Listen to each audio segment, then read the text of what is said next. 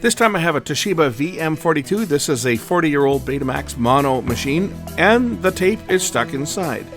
So this one was shipped in to be repaired, and I haven't looked at one of these ones in years. In fact, I think this is the first one I've shown on the channel. So you're going to see a machine that's a little bit of a different design than what we are used to seeing, but it's still Beta, and it's the original Beta design that you will recognize even from the opening logo. Okay, this time I've got another Betamax machine. This time it's the Toshiba.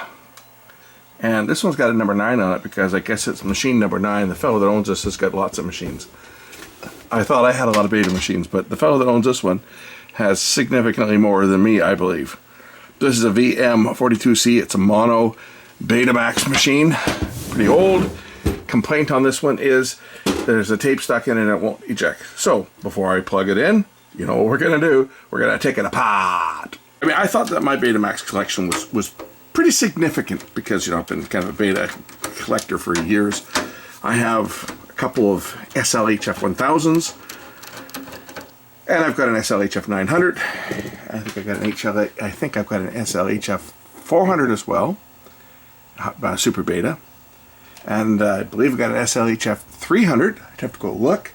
I got another one over there that I can't even see what it is, just sitting there on the shelf.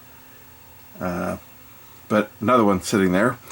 I have an SL2700. I have an SL5200, the first Beta hi-fi machine that Sony ever made. That was that was the first hi-fi Beta VCR ever. SL5200. SL8200, single speed unit. SL7200, Beta 1 single speed unit. SL0340 portable Beta 1 somewhere, sitting in the workshop somewhere, in the storage unit somewhere. SL2000.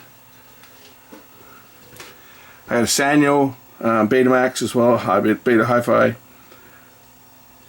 I got a few. I thought I had a few Beta machines. I've been collecting them for, and then I got some of the real Beta machines.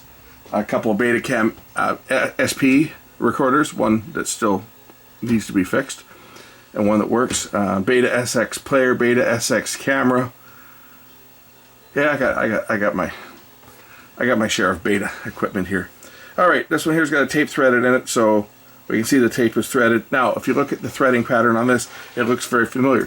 If you look back to my opening logo with the Betacam tape lacing up, you will notice that this is the same, because this was the original Betamax Betacam lacing. Sony with the 710 and the prior chassis all used this type of loading with one arm that pulled the tape out all the way around, just like that. The big difference between Sony and, say, Toshiba and NEC and Sanyo was Sony originally used a 3-piece drum where the whole center portion of the drum spun, and this one uses a 2-piece drum with a slot, which is kind of like the later Sonys used. So it has an upper and a lower half that are stationary and just a slot, and the heads stick out through the slot. Sony adopted this with the 711 chassis, but prior to that they all used a physical portion of the drum would spin, and that required eccentricity adjustment when you change the head drum. So they were much more difficult to change the head drum on. This was actually a better design because you could just pop the drum on and put the drum back together and do your regular tape path alignment, and you didn't have to worry about eccentricity, although you did have to worry about dihedral. But you had to do that on the other ones anyway. But the other one was actually better as far as performance goes, because these ones here had more of friction because the drum was not spinning, the upper drum was not spinning. These ones had more tension-related errors on this type of drum because the tape itself, well, it tended to stick to the drum. With the entire drum top spinning, like happens on the Betacam machines and all the VHS machines and all the 8mm, the spinning drum actually helps to move the tape along, so that was better. The 3-piece Sony drum, like on the SL5200, SL8600, or 8200, 7200, 7600, etc., all the 5000 series, 5800, 5600, 5400, and all the 5000 series, 5000, 5010, 5020, 5040, 5200. They all used a 3-piece drum with the middle portion that spun. It was about, I guess, about a 1/4 inch wide, the actual ring that spun around in the middle. And they were superior. but much harder to set up, and you need a special equipment to do the setup. So that eliminated 90% of the service shops. Could not service them because they did not have the micrometer required, and the micrometer was a very expensive piece that you had to buy from Sony. I think we paid about 450 bucks for it when we bought it at the shop that I was at. It was expensive, like most jigs, right? It's like the ridiculous Panasonic jig for their original CD players. To set up the original Panasonic CD player, you required an extra special jig, and that extra special jig was $1,700, and it was good for one generation only. And then after that, they took that away and you didn't require it anymore, and everyone that bought into this very expensive jig had wasted their money because it was no longer needed. That was Panasonic for you. They used to say they were slightly ahead of their time, and we used to say they were slightly behind the times because you had to buy this jig and you only needed it once. September 29th, 1984 was when this machine was made. I know that because somebody has taken the liberty of writing it on the label when they molded the plastic. So, we know how old this machine is. Anyone want to take a guess? Yes, 40 years old this year. 40 years old. September this year, this machine is 40 years old. Okay, done enough talking. Let's plug this thing in and just see what it does.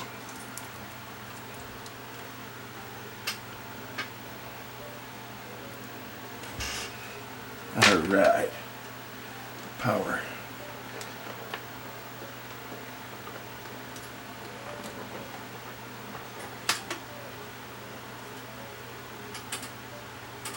Trying to find my power plug here. There we go. Clock display is lighting up. Hit the power button. Let's just turn this around so I can observe what's happening when I try to eject it.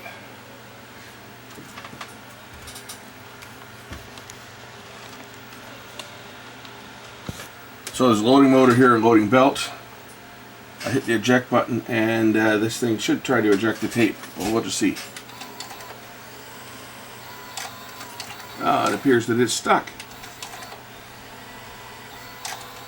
Could be the loading belt is shot, or it could be just that the mechanism is just, the grease is dried up to the point where it won't turn. So let's just give it a little hand here. Let's just turn it a bit and try it again. Yeah, I think this thing needs a little bit of grease. It looks like somebody's put oil on here. If you look down here, it looks like this is wet. It looks like somebody got in there with an oil can. See that? But it's definitely slipping. And may need a new belt. Likely will need a new belt, but let's get the tape out first.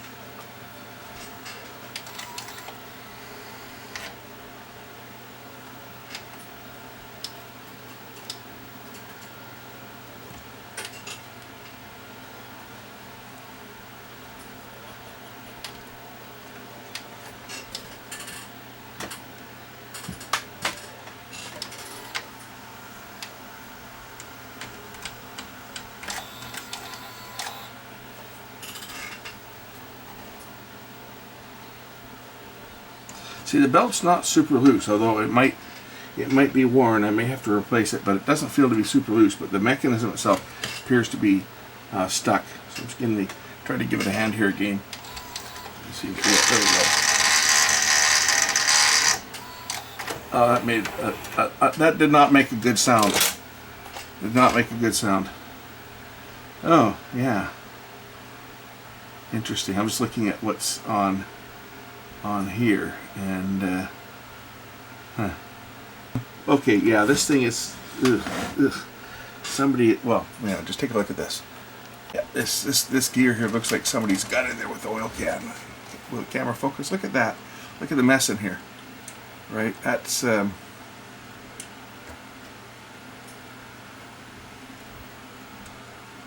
looks like somebody's put oil in there.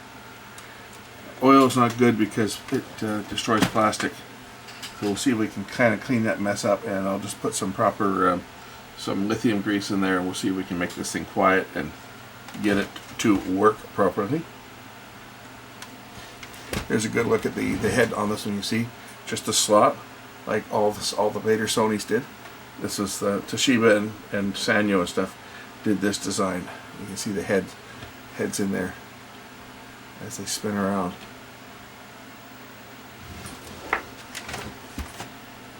think one of the first things I will do on this one is I'm going to remove the loading motor, which should be held in place by a screw here. This should lift this out, just so that I can clean this mess up, because I think this is where it's binding up, is right in here.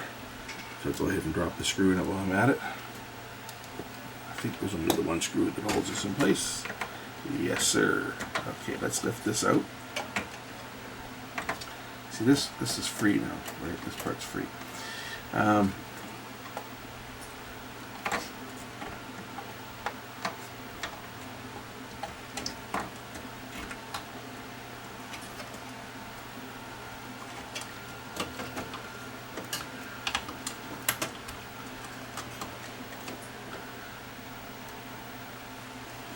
Okay, this is the loading motor assembly, and as you can see, it is ugly. Well, maybe you can't see it, but rest assured, it is ugly. I'm going to get the motor out of here in a minute so that I can get the gear assembly out. It's just the wires are really short on this unit.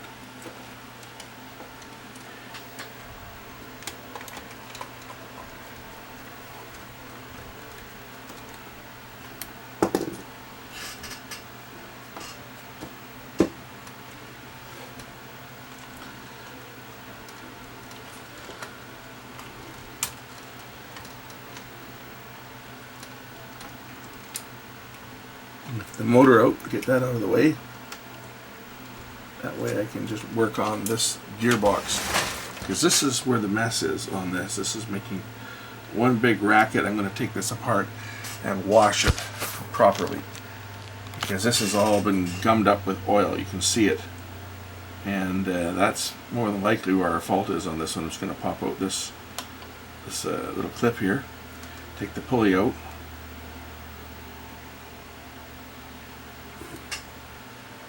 Oh, this is cracked. You can see right down here, this gear, you see the pulley? The pulley is cracked. You can see it. There's a crack right there on the pulley. That's probably why it's making all that racket too.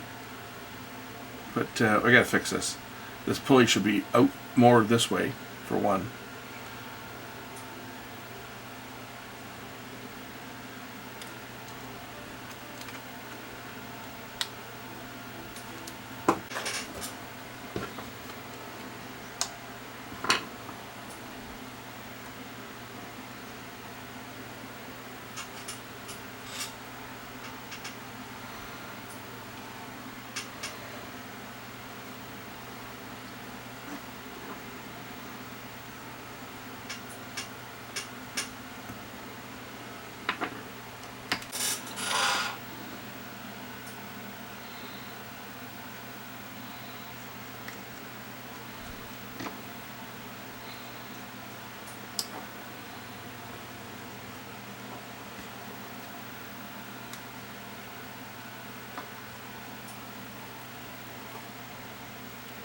So I was cleaning up the old oil that's been placed in here from before.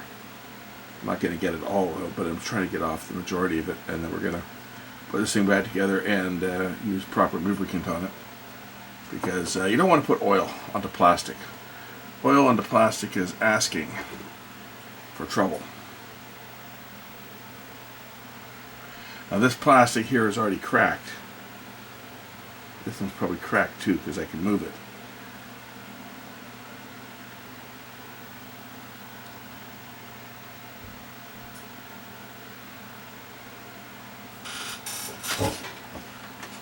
But the proper lubricant to put on here is moly coat or a lithium-based grease. That's what you want to use in all of these type of situations when you've got plastic parts.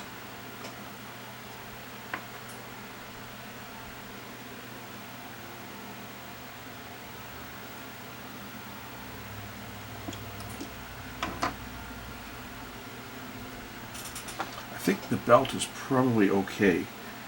I could change it, but I don't think I need to. I think the belt is probably okay. Maybe I will change it because I probably have one here that will work. This one here is a little bit smaller, so I'll put this slightly smaller belt on just as I put this piece back together.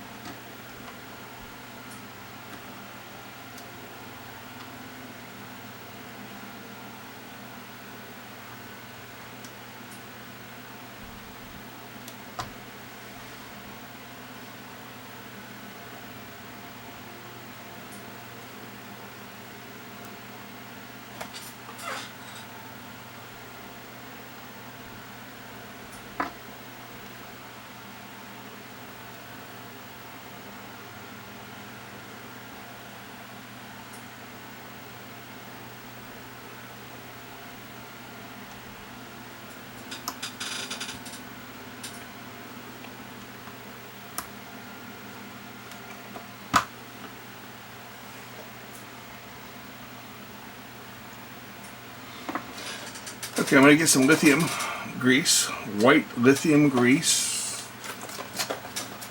That's MG Chemicals 8461 is what I'm using. That's a white lithium grease. This is it here.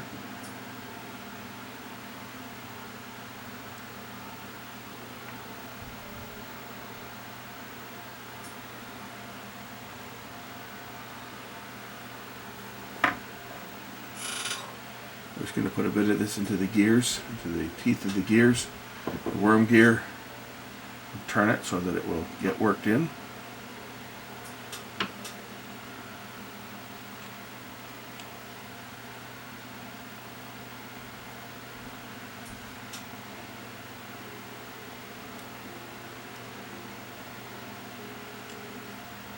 Okay, that should keep those gears moving nice and smooth for a while. Another gear that needs to be lubricated is there's another one right down here. I don't know if you guys can see it or not, but there's another worm gear that's right down there somewhere. Yeah, you can see it right down here. This one, I put a bit of lubricant on this one too. There. We'll run the mechanism through its paces by hand. Make sure nothing sticks.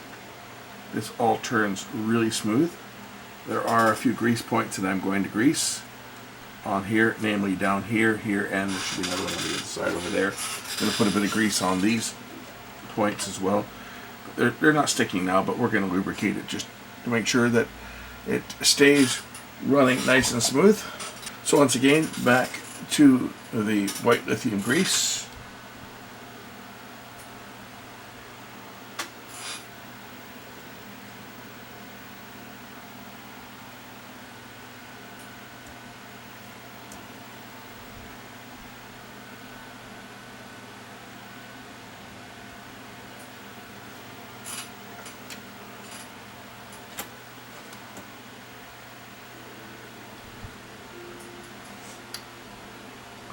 So that will get that grease to all of the rollers and guides that it needs to get to. To say this is very, very, very loose. There's no friction or anything on that, which it shouldn't be. That was the real advantage of this design, was it was so simple. You know, why the VHS crowd dug into the M loading with all the guides moving around that could get out of position. When you look at this, it's so simple. Your tape path is set up by stationary guides that don't move. There's a stationary guide here to hold the tape as it goes onto the entry side of the drum, and on the exit side of the guide or drum there's another guide here. Your control head, audio head over here, another guide, pinch roller, and capstan. And when the system went into load, it did this. So throw some more light in this so you guys can see what's happening. But the tape drops down, and this primary guide pulls the tape out around with the pinch roller. It just went all the way there, and the secondary guide pulled the tape out here. to lock in. That went all the way like that. Done. That's loading. And then another camshaft would pull. There's a camshaft over here that pulls the pinch roller in place. Some of them had a plunger. This one used a camshaft, a motor to drive it.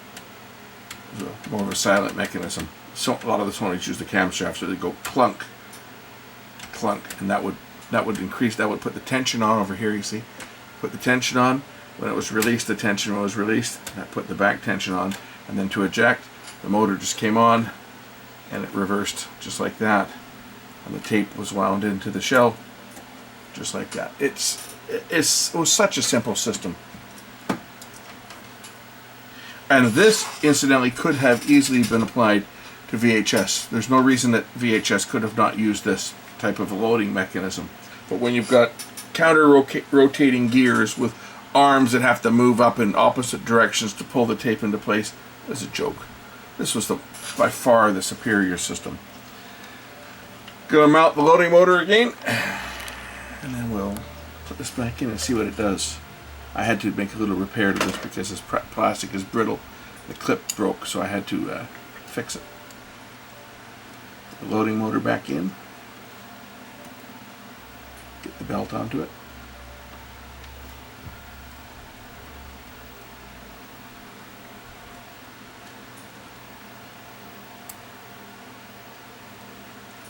Okay, time to load the motor back into place. Just drops in here.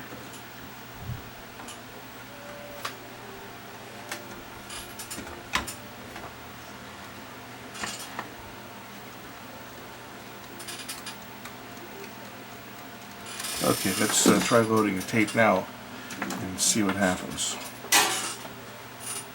I'm going to load one of my own tapes.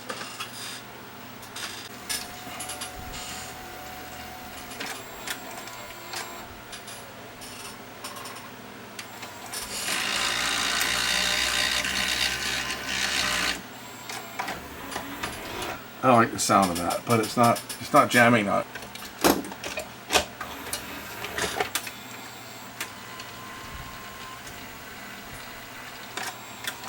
Okay, that's in.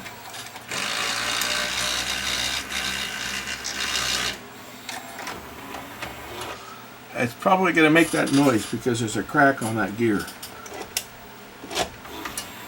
But at least it loads.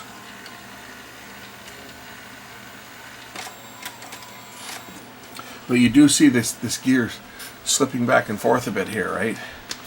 When it goes on to rewind, watch the plastic, the black gear.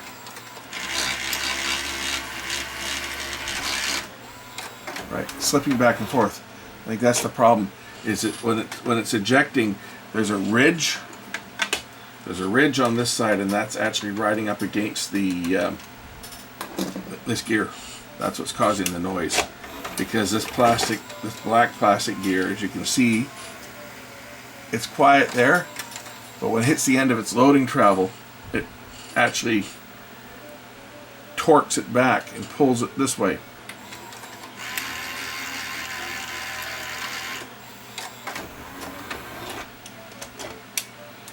But there's not a lot I can do about that because this black gear is sliding back and forth on the shaft because it's got a crack in it.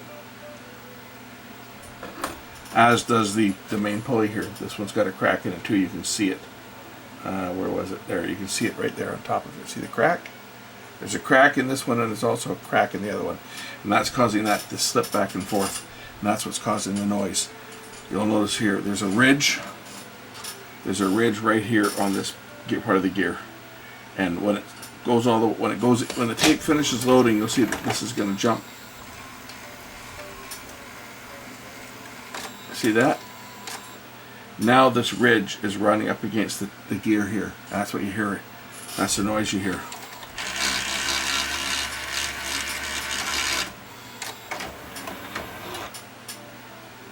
We'll see how well these machines are shielded compared to Sony from plasma interference. It doesn't look good, does it? He's got cartoons recorded on here. Old classic cartoons. Cool. I'll put the top on the machine and see if the shielding, if that will shield it. Even with the top on it, it's not that well shielded to interference from plasma. We'll hook it up to the CRT monitor and see how it looks. So as you can see, it's fine on the CRT set. It was just the plasma set was causing all that interference. Even with the top on it and screws in to ground it, the plasma set was still causing severe interference. More than I've seen on any other VCR, because most VCRs that I've picked up plasma interference on, once I put the top cover on, that interference goes away.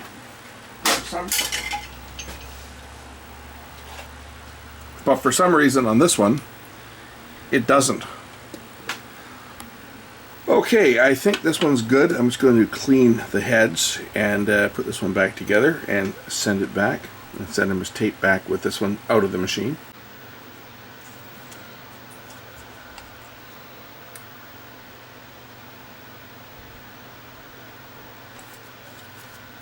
A little bit of dirt on them, not much. We'll do the audio control head as well.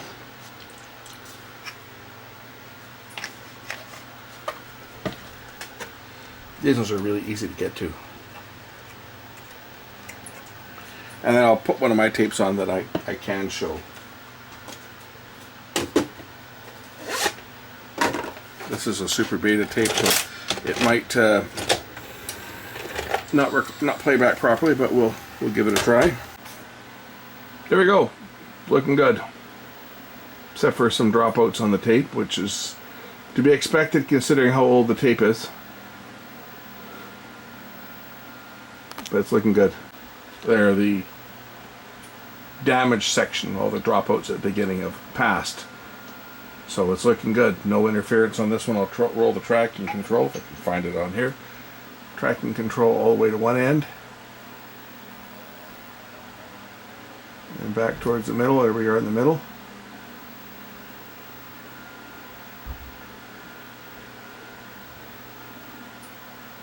Yeah, this one's good. Alright.